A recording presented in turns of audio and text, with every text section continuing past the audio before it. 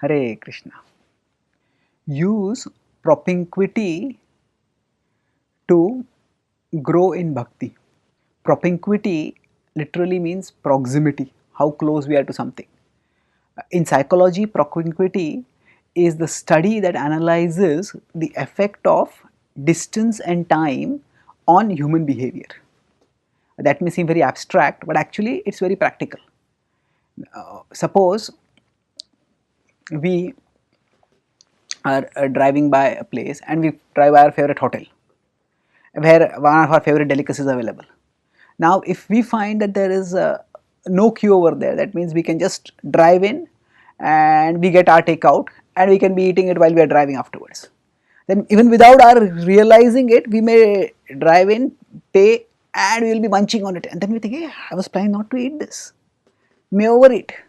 But on the other hand, if we are driving by and at that time we find that there is a big crowd in that hotel and we'll have to stand in the queue for more than half an hour just to get that particular delicacy, then we will think, let it be, I'll take it some other time. So here just the time factor, the time required to do a particular thing, that discourages one from doing an activity. Similarly, on the I say if that particular hotel is not on the way, if that particular hotel is on the way, we may immediately go to it. But if that particular hotel requires us to go 1 hour out of our way, then even if the desire comes in, we'll think, okay, 1 hour traveling, so much distance, 10, 50 for 30 miles traveling, forget it. So often the time involved or the distance involved acts as a deterrent for a particular behavior. At one level this is common sense, but at another level, especially when we are dealing with our own desires which often sabotage our common sense.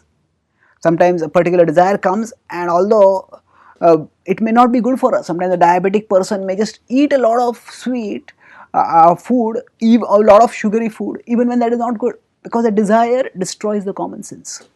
So in such situations,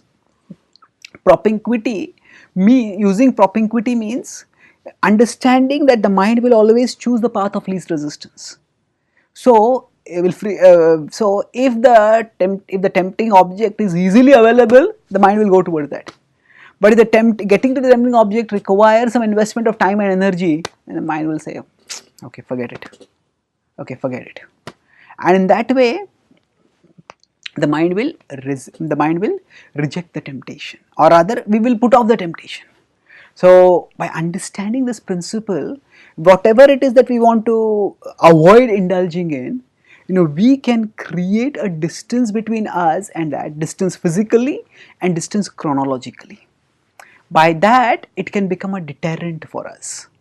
The Bhagavad Gita talks about this when it is that when we have to control our senses, yada samharate chayam kurmo angani vasarvashah indriyan indriyarthebhyas tasya prajna pratishtha. It says in 2.58 that just as a tortoise withdraws its limbs inside itself, similarly we can draw our senses away from the sense objects.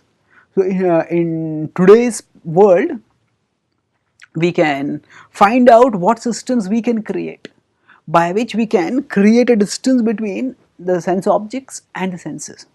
So for example, if we have a tendency to overeat sugary food, then if we don't keep that food available close to us, in our house, in our fridge, we don't keep it available, then even if there is an urge to eat, we will eat something which is non-sugary, keep some healthy food.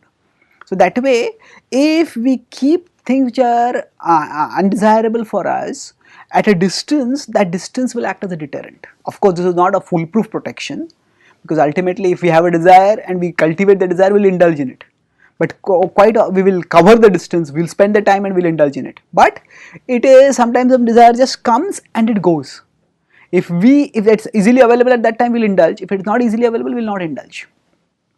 So recognizing this point, we can actually create an obstacle between us and the sense object. Similarly, on the positive side, when we want to practice bhakti, we want to do the activities of bhakti, then the more we make bhakti activities easier for us to do. So for example, if we have to read a book, and we're not carrying the book with us. And if we have some time with us, we will think, oh, now I have to go back and get the book, forget it. I'll just go and I'll think of something else during the while. But if the keep whatever we want to read, if you want to keep it very easily accessible to us, prominently visible for us. If you want to memorize a verse, keep it as a floating sticky on our mobile. Then I have to memorize this. Keep things as easily accessible for us as possible. If you want to take darshan of Krishna, keep a picture of Krishna right in front of us.